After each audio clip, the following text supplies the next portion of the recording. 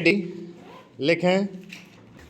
Supreme court ने न्यायपालिका के इच्छुक उम्मीदवार को राहत दी।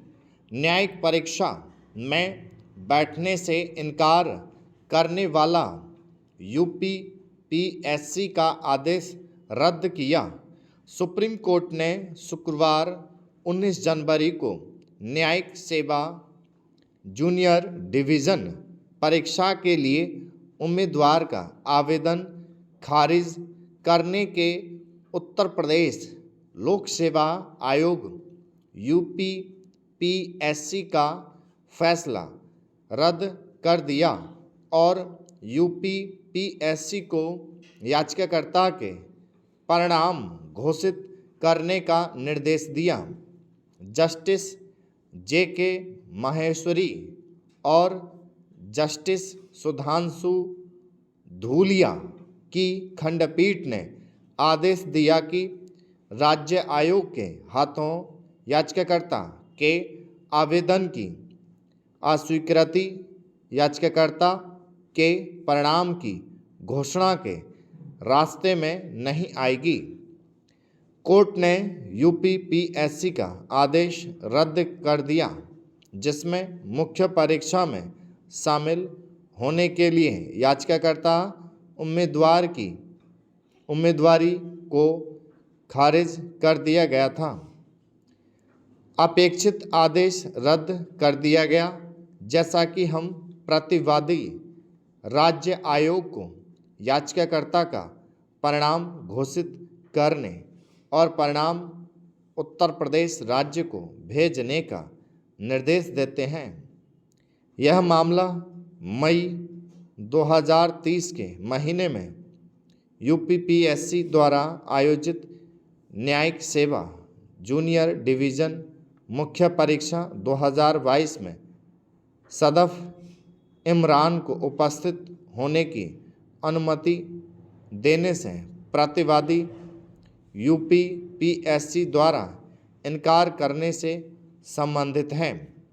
याचिकाकर्ता ने प्रारंभिक परीक्षा उत्तीर्ण की, इसलिए वह मुख्य परीक्षा में बैठने के लिए पात्र। हालांकि यूपीपीएससी ने याचिकाकर्ता को मुख्य परीक्षा में बैठने की अनुमति देने से इस आधार पर इनकार किया कि वह मुख्य परीक्षा आवेदन पत्र की हार्ड कॉपी समय अवधि के भीतर जमा करने में विफल रही, क्योंकि यह एक कार्य दिवस की देरी से आयोग तक पहुंची थी। याचिकाकर्ता की ओर से दलील दी गई कि डाकघर की ओर से सेवाओं में कमी के कारण उनका आवेदन पत्र एक कार्य दिवस की देरी से आयोग के कार्यालय में पहुंचा।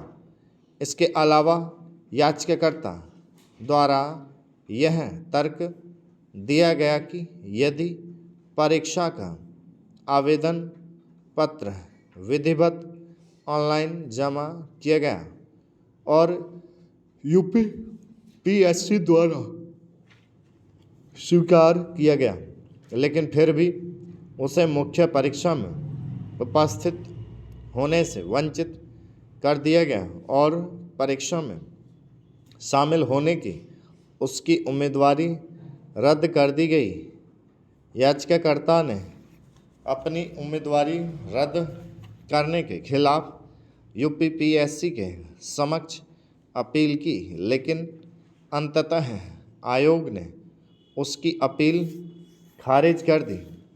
इस आदेश को चुनौती देते हुए याचिकाकर्ता ने संविधान के अनुच्छेद 32 के तहत सुप्रीम कोर्ट का दरवाज़ा खटखटाया और दावा किया कि अनुच्छेद 21 के तहत परीक्षा में बैठने के उसके मौलिक अधिकार का उल्लंघन हुआ।